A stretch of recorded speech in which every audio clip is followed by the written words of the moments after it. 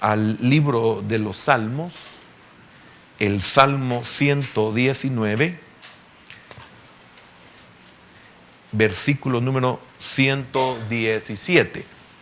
El tema para esta noche es fe en que Dios sostiene. Fe en que Dios sostiene. Bienvenido, hermano Leo. Tenía como un año no verlo. Así son las pedradas desde aquí arriba, así que alíñese. Amén. Dice así la bendita palabra de nuestro Dios. Versículo número 117. Sosténme y seré salvo, y me regocijaré siempre en tus estatutos. Buen Dios y Padre eterno, gracias por tu bondad y tu misericordia, por el hermoso privilegio que tú nos concedes, Señor, de poder congregarnos, escudriñar tu palabra y antes de ella ser ministrados por medio de tu alabanza, lo cual también es un refrigerio, un rocío que desciende sobre nuestras vidas para humedecer nuestra alma seca o árida.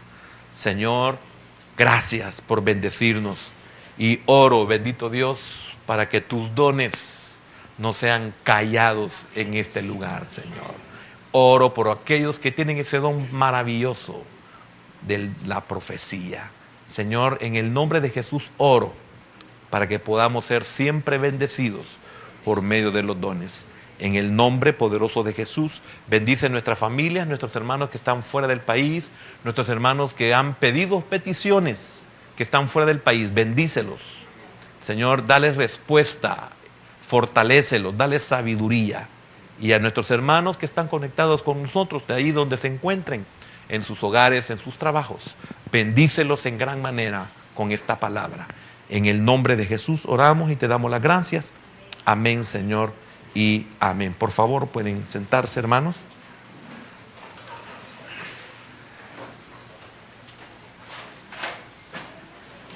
Se me escaparon las mirnas, hasta ahorita van entrando. Iba a ser doble pedrada. Bien, el tema que estamos desarrollando desde hace un buen rato es el verdadero escondedero. Siempre cuando toco temas así, siempre se me viene a mi mente esta porción de la palabra de Dios que dice el profeta Oseas en su capítulo 6, 4:6. Mi pueblo perece por falta de conocimiento. Esto es exactamente como cuando usted conoce la Escritura, usted tiene el conocimiento, pero lo olvida. El olvidarlo es como no tenerlo. Entonces, perecemos por falta de conocimiento. Uno por ignorancia y otro por olvido, pero el efecto es el mismo. Entonces, cuando comprendo estos temas, el verdadero escondedero, también pienso esto. Qué triste y qué lamentable es que tenemos que ser casi destruidos para buscar en Él nuestro escondedero o nuestro refugio. Esto es lo más triste de la naturaleza humana, que mientras no necesite, mientras no se vea en tribulación, no entiende. Esto es lamentable. Tenemos algo, todos los humanos, que no tenemos escarmiento sino hasta que entra por nuestros huesos y por nuestra carne. Por lo tanto, llego a la conclusión de que no somos entendidos en las cosas buenas. Nos cuesta buscar vivir conforme a las cosas buenas. Esto es conforme a la palabra. Fuera de esto no se necesita ningún esfuerzo. Nosotros queremos llenar Antiguo Cuscatlán, solo anunciamos que vamos a tener una orquesta y esto se satura. ¿Ve? No necesitamos hacer mucha publicidad. Y si nosotros queremos hacer algo verdaderamente bueno para el humano, nadie viene.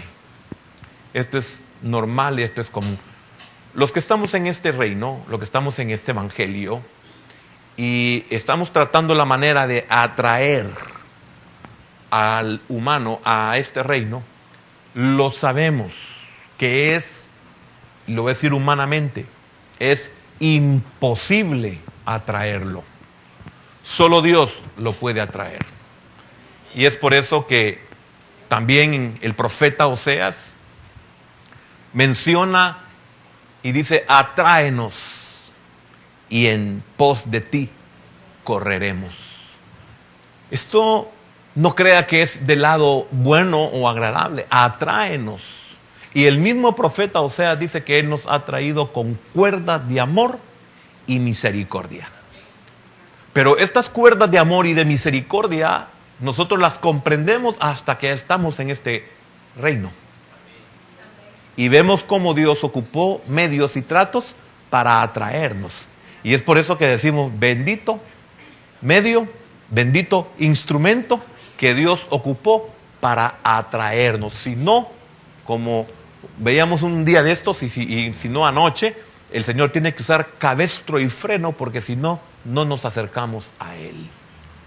Como lo dice el testimonio, no solo es el salmo, el testimonio de David, el hombre conforme al corazón de Dios, el dulce cantor de Israel, el ungido de Jehová, que si no nos ponen cabestro y freno, el 32.6 creo que es, o 32.7, si no nos ponen cabestro y freno, no nos acercamos a Él. Entonces, si nosotros estamos cerca del Señor, es porque han puesto un cabestro.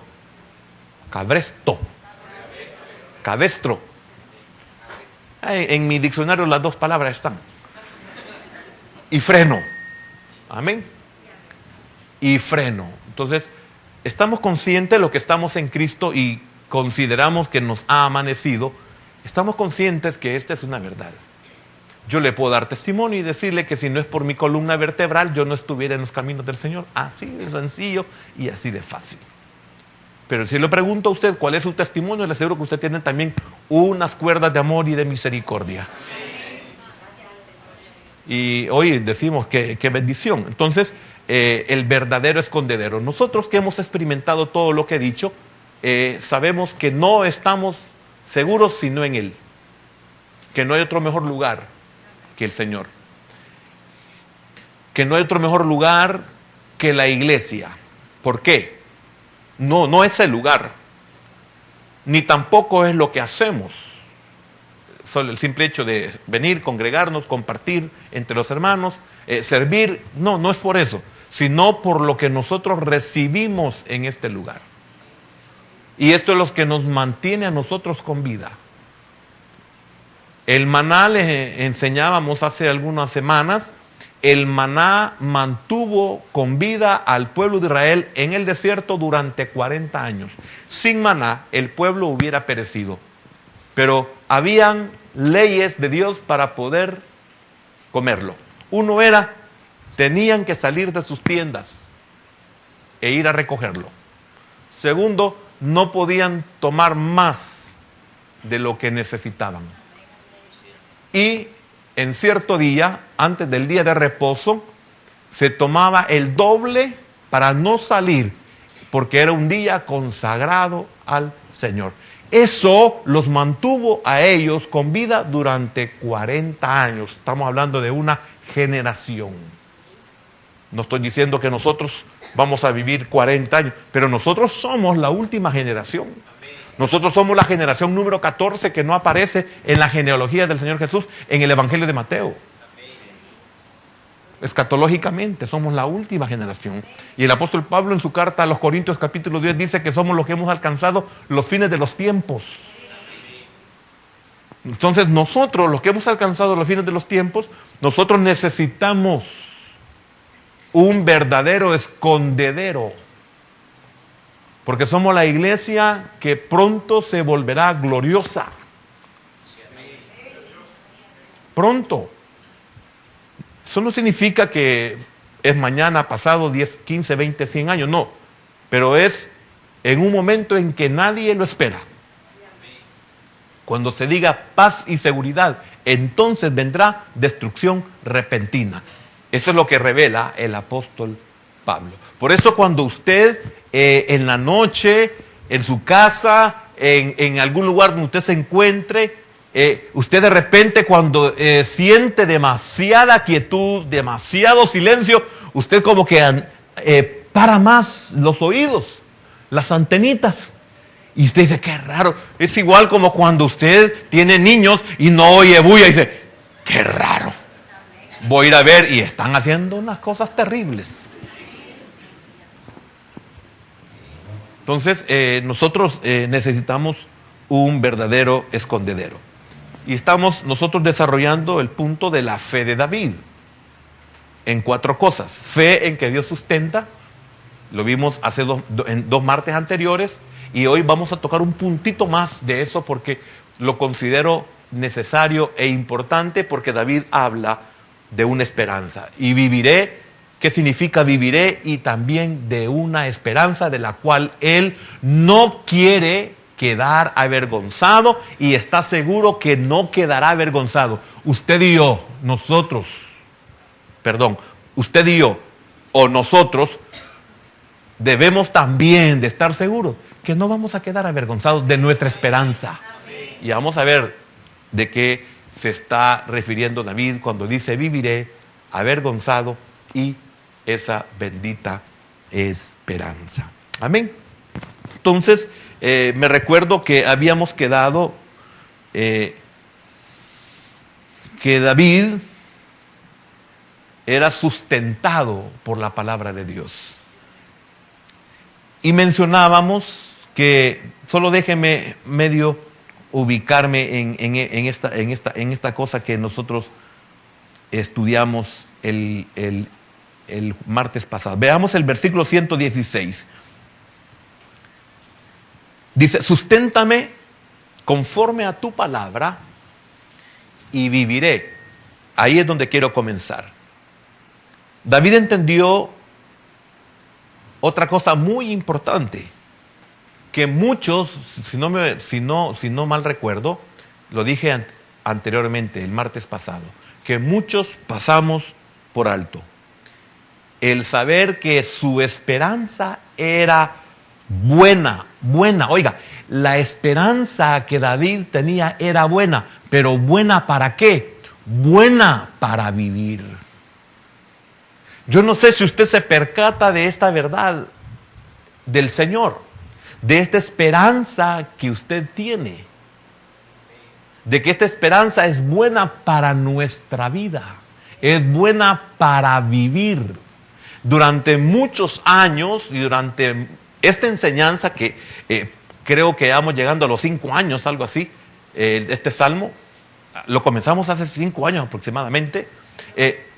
Imagínense, nosotros hemos entendido que la palabra de Dios o el mandamiento de Dios es para preservación del creyente. ¿Qué es lo que hace este evangelio? ¿Qué es lo que hace que usted se congregue? ¿Qué es lo que hace que usted adore al Señor? ¿Qué es lo que hace que usted le sirva al Señor? ¿Qué es lo que hace que usted venga y sea ministrado por medio de la palabra? Porque no solamente está usted recibiendo un logos, no solamente usted está estudiando una teoría, sino que usted está siendo ministrado por el poder que tiene esa palabra, ese estatuto, ese mandamiento. Ese mandamiento da vida. No solamente es teoría. Y hace ese efecto porque usted tiene al Espíritu de Dios. Si usted no tiene al Espíritu de Dios, usted no podría ser ministrado por esa palabra. Entonces, el rey David, él sabe que su esperanza era buena para vivir. Porque él dijo, y viviré. Fíjese bien, y viviré y no quedaré avergonzado de mi esperanza. Note que hay 2 palabras ahí muy, muy importantes. primeramente dice, y viviré. ¿Qué significa esa palabra? Viviré. Avivar. Imagínense, ¿cuántos de nosotros venimos fríos? ¿Cuántos de nosotros venimos desilusionados? ¿Cuántos de nosotros venimos tristes? Y ya estamos en el Señor. David estaba en el Señor. Esa palabra vivifica. ¿Pero en qué sentido vivifica? Cuando David dice, y viviré. Y le mencionaba esta palabra hebrea, jaía, solo que le decía que comenzaba con K y le dice la burla de la P con psicología, ¿se acuerda? Va. Esa palabra joía es avivar. Y seré avivado. También conservar significa. Esa palabra me va a conservar. Por ejemplo, cuando usted toma un alimento que el medio ambiente lo puede descomponer, usted viene y este alimento, ejemplo, carne, etcétera, algo que se puede descomponer. Bueno, los frijoles, si usted los deja al ambiente que nosotros tenemos naturalmente, los frijoles después de tantas horas se descomponen. Y así muchas cosas comienzan a fermentar. Entonces viene usted y lo introduce en la refrigeradora o en el congelador. Entonces usted está tranquilo de que el alimento está en refrigeración o está en el congelador. Está en congelación. Entonces usted se despreocupa porque eso lo preserva. Entonces mira qué tremendo para David, para mí. Esto es importante. La palabra de Dios me da vida. La palabra de Dios me conserva, me preserva. Cuando nosotros entendemos esto es que somos aquellos que decimos, no puedo darme el lujo de dejar de congregarme, no puedo dejar de ir a la iglesia. El inconverso, nuestra familia, nos señalan y hasta tratan la manera de detenernos y de avergonzarnos con tal de que nosotros no vengamos porque parecemos cucarachas de iglesia. Y nos dicen, ¿y qué es lo que te dan ahí? ¿Que acaso regalan dinero? Más que dinero. Porque el dinero lo roba el ladrón. Más que el oro se puede también ser robado. Es algo más que dinero. Es algo que preserva mi alma. Y también esa misma palabra jaía se ocupa para criar, y seré criado. No hablo de servicio, no hablo de servicio, es de criar, de crecer, de ser formado a mi estatura, a la cual nosotros tenemos una promesa de parte del Señor revelada al apóstol Pablo en su carta a los romanos, a que cada uno de nosotros daremos la estatura del varón perfecto y de la plenitud de Cristo. ¿Y cómo voy a alcanzar yo esa estatura? Bueno, con la palabra. Amén. La palabra me ministra. Ahora, fíjese que viene David y dice, y viviré y no quedaré avergonzado de mi esperanza. Primero vamos a ver la esperanza y después vamos a ver la palabra avergonzado. Pero quiero que vayamos a Tito, capítulo número 2 y versículo número 13, 2:13 de Tito. Y como iglesia sabemos que la venida del Señor es la esperanza del creyente. ¿Cuál es nuestra esperanza? La venida del Señor. Amén. ¿Por qué? Porque en la venida del Señor, primeramente para la iglesia, nosotros seremos transformados. Y la venida del Señor en su segunda sería para el reino, es el inicio de la restauración de ellos. Ellos darán estatura del varón perfecto. Nosotros daremos antes que ello, la estatura del varón perfecto la vamos a alcanzar, daremos la talla, daremos el peso y después de ello, la plenitud de Cristo. Seremos semejantes a Él y estaremos en una mayor posición que la del reino. Amén.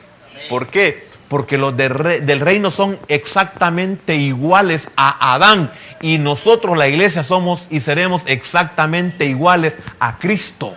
Hay una gran diferencia. El primer Adán fue vencido. El segundo Adán es más que vencedor. Démosle un aplauso al Señor, hermano. Tito 2:13, que bueno que ya está ahí, yo no lo había buscado.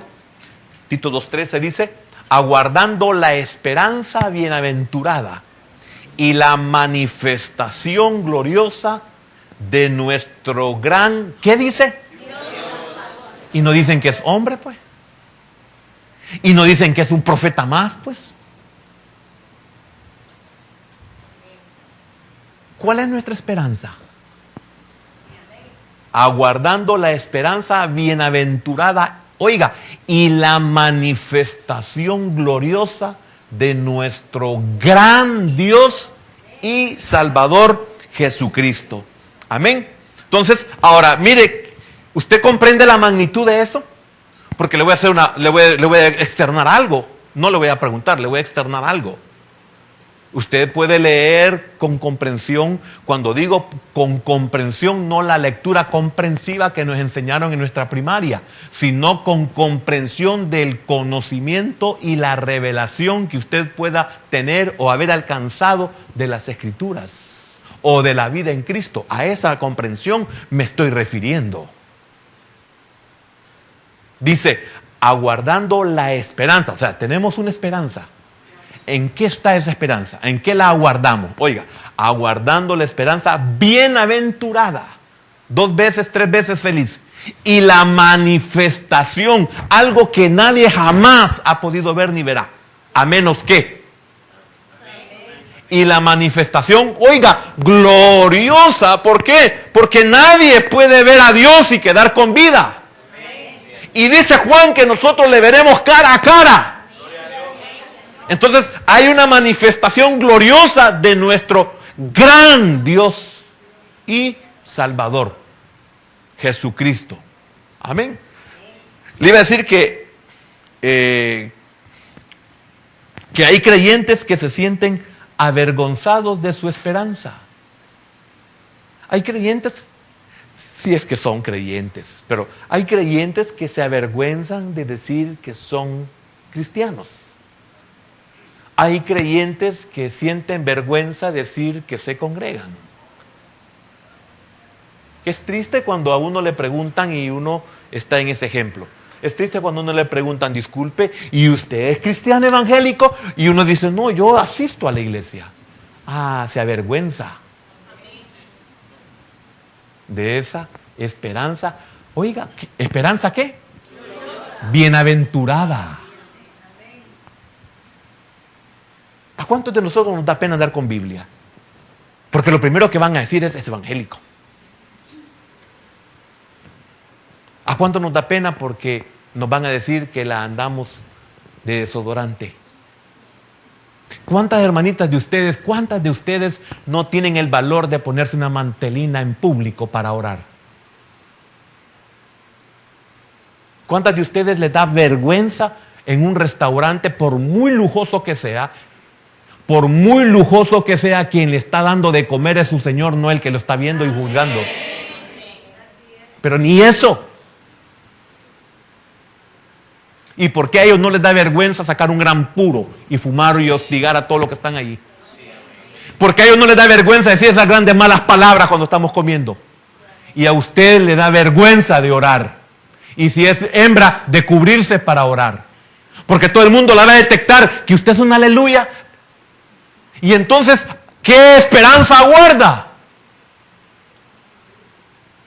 Entonces usted tiene vergüenza.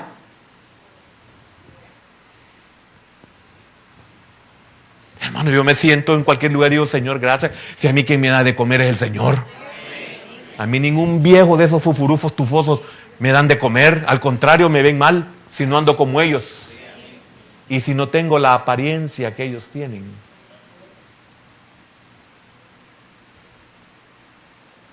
Y yo le pregunto, ¿y qué cree que sentirá el amo de su vida, el creador y criador de su vida? ¿Cómo cree que se sentirá el que le provee de todo, el que le ha dado para que se vaya a meter ahí? ¿Qué sentirá aquel que lo ha puesto donde usted está? En posición y en ingresos.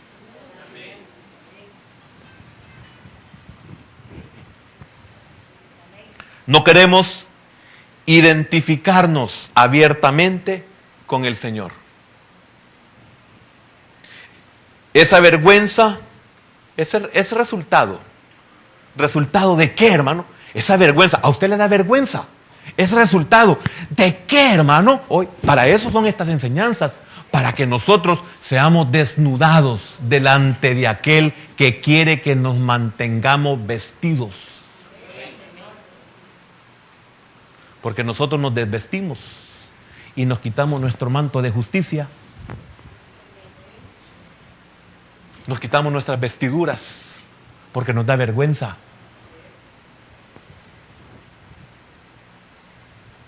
Y le pondría muchos ejemplos de gente que no le da vergüenza ser lo que son. No les da vergüenza parecer mujeres siendo hombres y viceversa. No les da vergüenza andar agarrados de la mano hombre con hombre, mujer con mujer. No les da vergüenza. Y a nosotros nos da vergüenza orar o andar una Biblia o decirle a un hermano, hermano, Dios le bendiga. Y a ellos no les da vergüenza decir lo que son.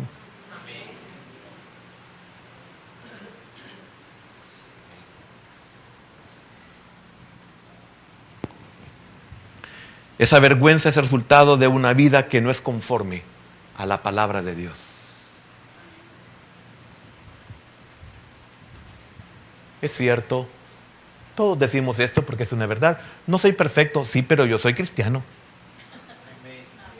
Sí, es cierto, no soy perfecto, pero yo oro y le doy gracias a Dios en público. A mí no me interesa lo que la gente opine o piense de mí. Es cierto, soy un aguafiestas en mi familia, porque cuando yo llego todo el mundo se dispersa y dice, ahí viene ya el que arruina todo. Y todos le huyen, pero en el momento de la necesidad todos lo buscan. Hijito, ¿no podés orar por mí?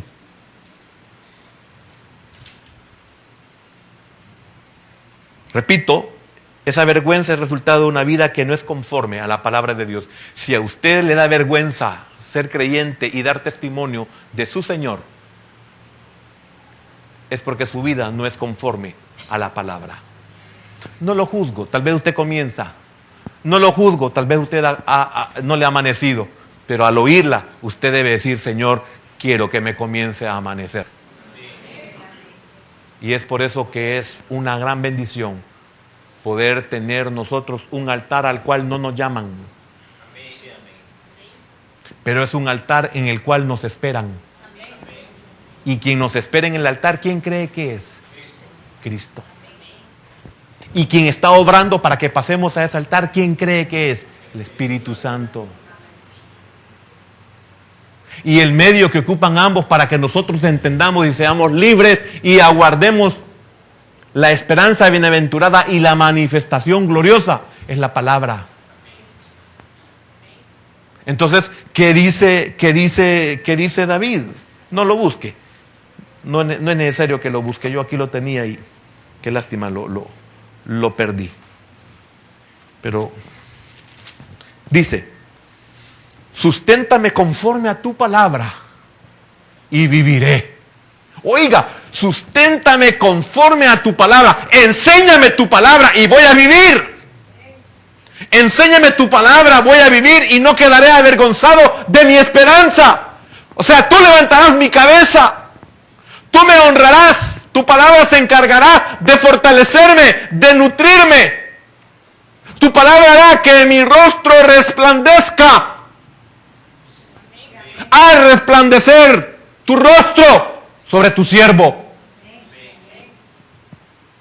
Y todos, dice David en los Salmos, y todos los que confiaron en el Señor no fueron avergonzados. Y quiero llegar a esa palabra. Disculpe que se me está yendo el tiempo y no he podido entrar a lo que es sosténme, que es muy similar a susténtame, pero se escribe de una forma tan diferente en el hebreo y son muy diferentes, aunque muy parecidas en sí, en lo que significan.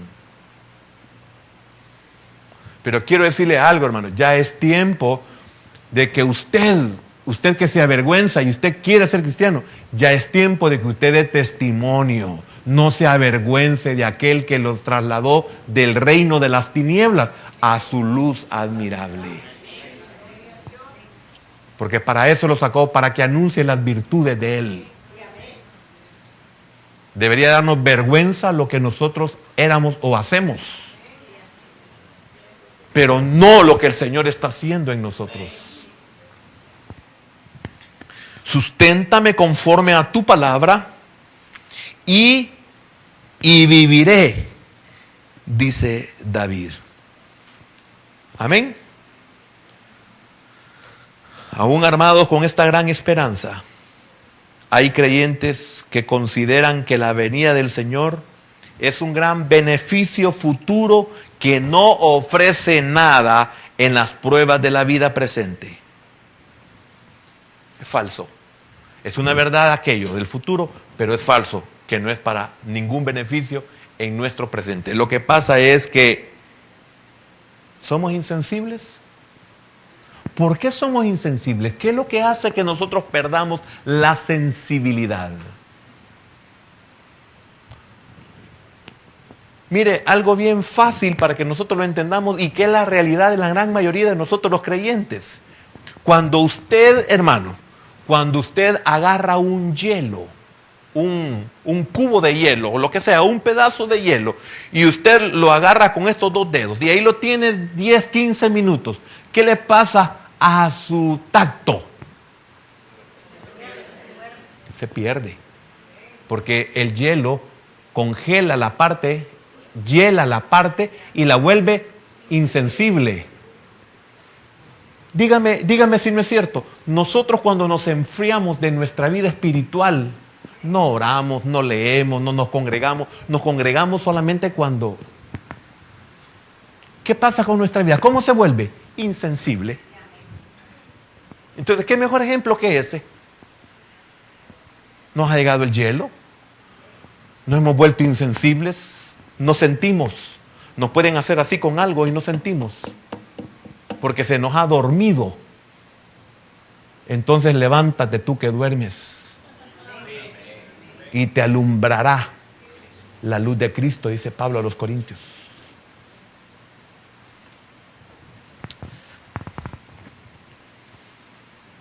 David vio una conexión. Él se preocupó de cómo vivía. Amén. Él se preocupó de cómo vivía. Hay aquellos que están dispuestos a morir por el Señor, lo cual no es pérdida, porque tenemos la seguridad de la vida eterna. Esto es muy importante. Sin embargo, hoy día necesitamos más cristianos que están dispuestos a vivir para el Señor. Hoy más que nunca. Hermanos, si es increíble, hay gente que, tremendo hermano, da pena, no porque uno les dijo Dios le bendiga, da pena porque a nosotros nos da pena, valga la redundancia, nos da pena de que apenamos a los apenados por el Evangelio. Dios le bendiga, hermana, gracias igualmente. Es inconverso. Le da pena al Señor. ¿Y usted sabía cuál era el saludo en los tiempos de Pablo? Cuando se encontraban ellos, no era tanto Dios le bendiga, ni God bless you. Ese es entre nosotros aquí. ¿Sabe cuál era el saludo en los tiempos de Pablo? Maranata. Nosotros lo decimos unido, la palabra griega. Es algo separado, pero nosotros la unimos, Maranata. ¿Y sabe qué significa Maranata? Cristo viene. Entonces, qué tremendo. Sería mejor que nos dijéramos nosotros en la calle, ahí donde nos da pena, Maranata, o sea, Cristo viene. Diríamos, amén. Diríamos. Algún día lo vamos a probar.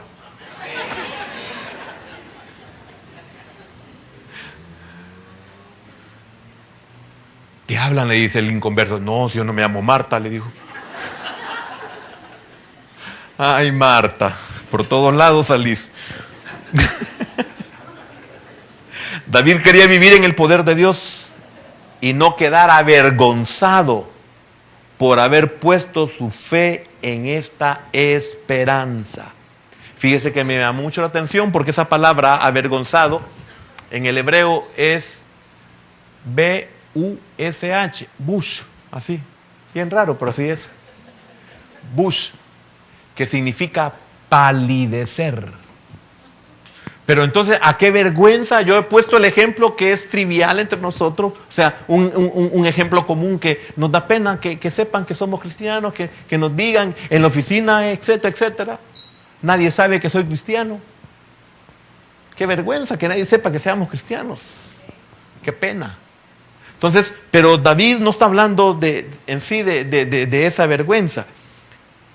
Fíjese que David ocupa esa palabra que significa estar, esa palabra bush significa estar palideciendo, ¿verdad? O palidecido, que es estar desilusionado.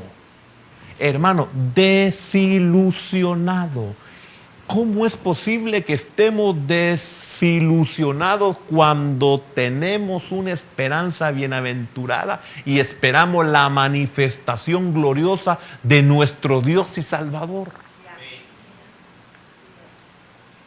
¿Por qué? Porque cuando se dé esa manifestación, ¿cuál es mi esperanza? La manifestación de Dios. Ah, pero es que Él es Dios y pues claro, pues Él es santo, santo, santo. Él habita entre querubines en luz inaccesible, dice la palabra. Ah, pero es que Dios no, es que la esperanza no solo es que Dios se va a manifestar, sino que para que Él se manifieste, yo me he de manifestar antes. Esa es la diferencia. Esa es la esperanza que nosotros tenemos. ¿Me di a entender lo último? Es que antes de eso yo voy a ser transformado. Esa es mi bendita esperanza. Entonces, repito, no sé por qué volví a perder el salmo. En el versículo 117, dice 116, susténtame conforme a tu palabra y viviré, y no quede yo avergonzado, no quede yo desilusionado. Repito, hace un momento dije, ¿cuántos venimos desilusionados? ¿Y por qué? Si Cristo vive, ¿por qué si el Señor le ha perdonado los pecados? ¿Por qué si el Señor le ha dado su Espíritu Santo para que more, para que habite y comience a hacer esa obra que un día será perfecta? ¿Por qué viene desilusionado? ¿Por qué le quitaron el trabajo? ¿Por qué viene desilusionado? Porque le robaron el sueldo.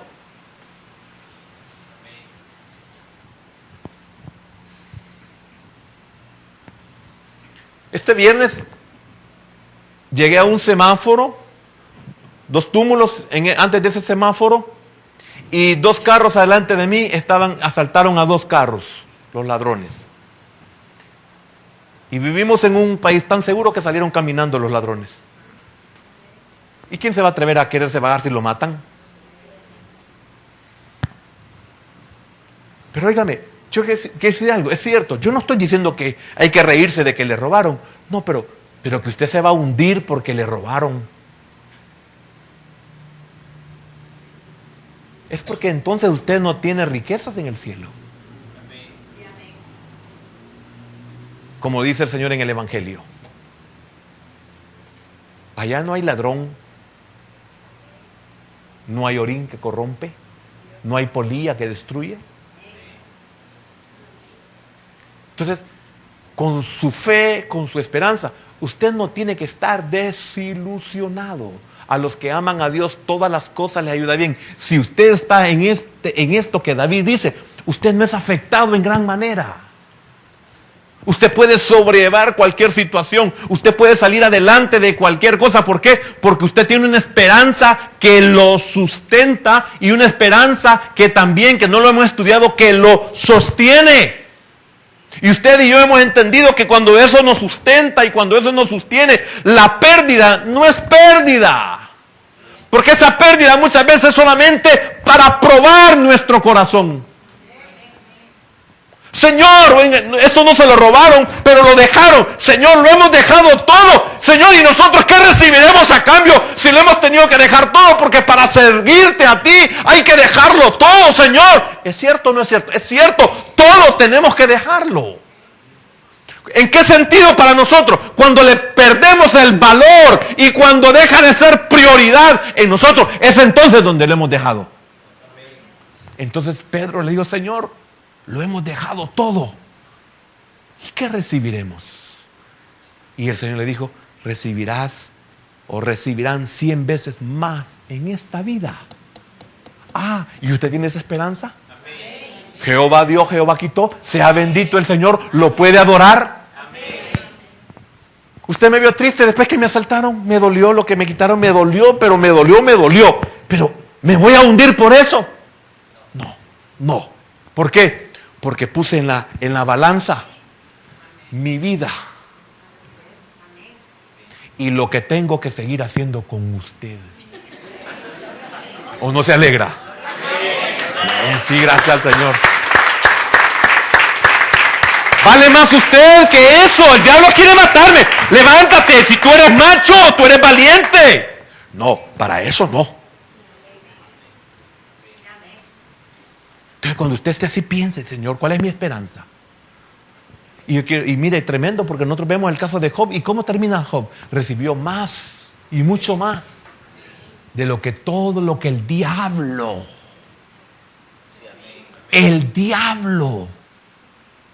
se lo quitó. Pero la esperanza de él, ¿en qué estaba?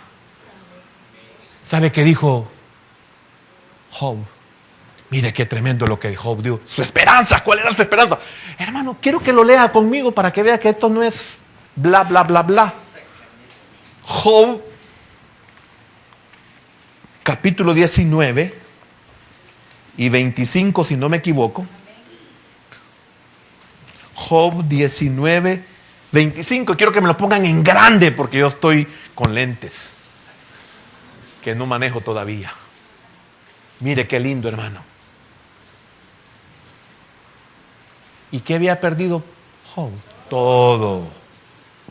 Y dice, yo sé que mi Redentor vive y al fin se levantará, lo veré glorioso. Y al fin se levantará sobre el polvo. Amén. Y dice Pablo que así como él, el mismo Espíritu que levantó a Jesús de entre los muertos, es el mismo Espíritu que nos levantará a nosotros, hermano. Gloria a Dios.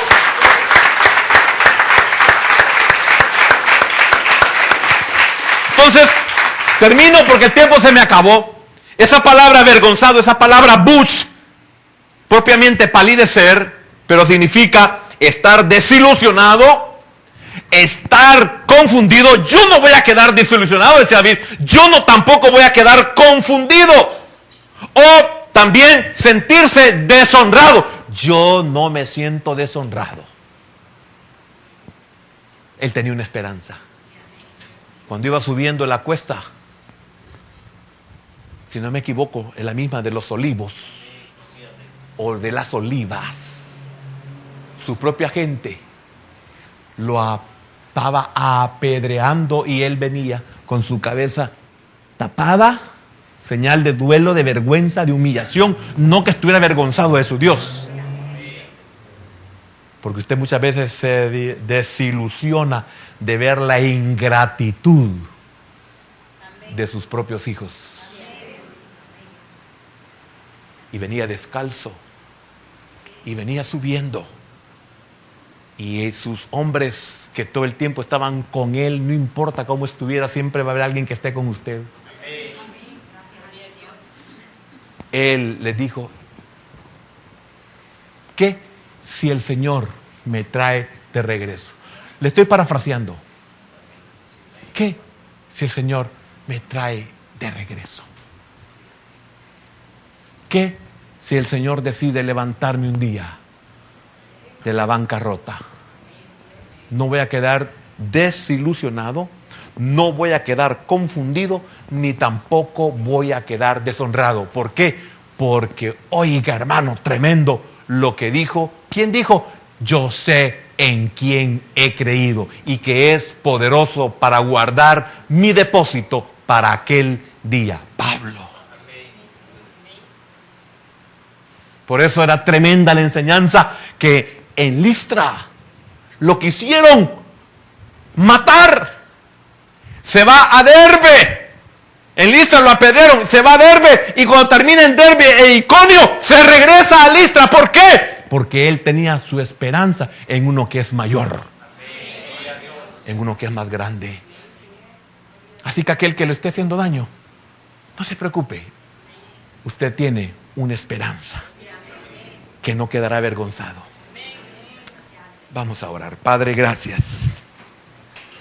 Gracias. Porque nuestra adherencia a tu palabra nos sustenta en toda situación y también puede sustentarlo a usted en cualquier momento, en cualquier lugar. Esa adherencia a la palabra de Dios sustentaba a David de toda situación y también nos puede sustentar a nosotros.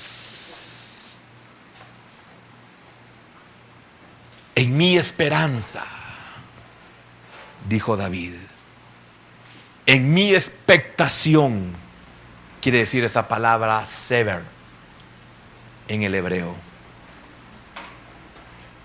¿Qué es expectativa, hermano? Intensidad con que se espera o se desea una cosa.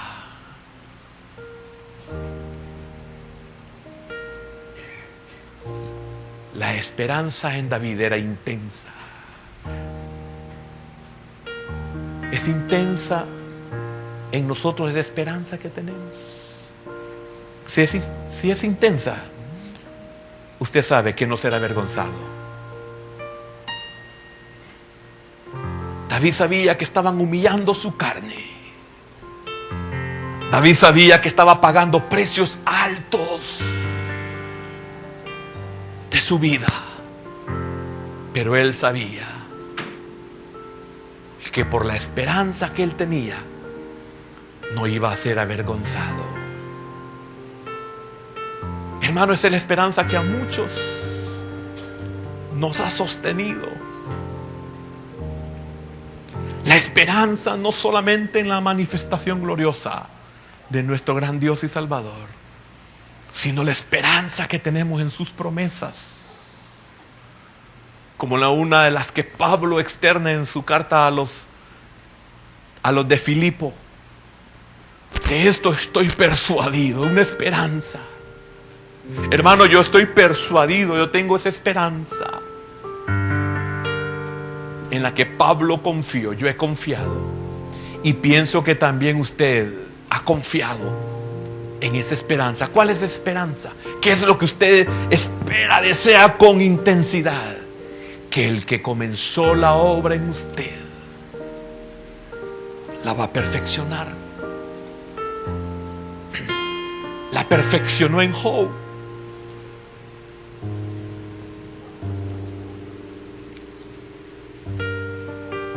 Todo lo que el diablo hizo contra Job no pudo quitar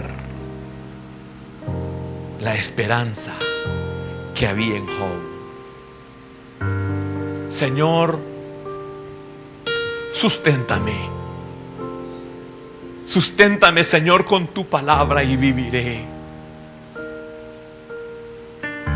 Hermano, su palabra es la que nos ha mantenido en sus caminos. Su palabra es la que nos ha mantenido con fe. Hemos sido de toda forma tratados y aquí estamos.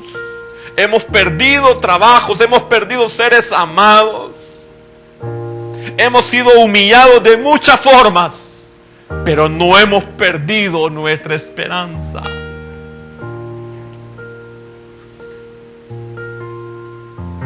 Porque su palabra nos sustenta. y su palabra nos sostendrá siempre. Por eso, hermano, levante su cabeza al cielo, donde vendrá su socorro. Deje que levante, porque levantará su cabeza, porque Él es su gloria. Usted puede decir esta noche, y dígalo, hermano, que lo oigan las huestes y las potestades: yo sé en quién he creído, y que es poderoso para guardar mi depósito para aquel día. Con eso lo estoy diciendo: potestad, aunque quieras usar mi humanidad, aunque quieras aprovecharte de mi debilidad, yo sé en quién he creído. Es poderoso para guardar mi depósito. Y aquel que es poderoso para hacer las cosas más grandes de lo que nosotros pedimos y entendemos. Esa es nuestra esperanza.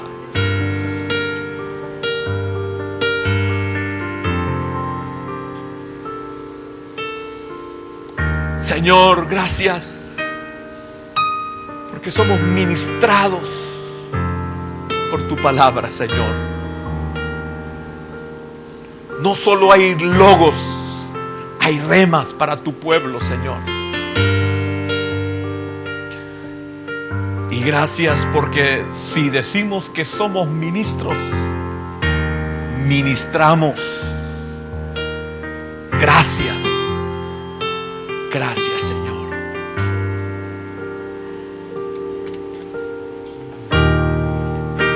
Tú eres mi sustento,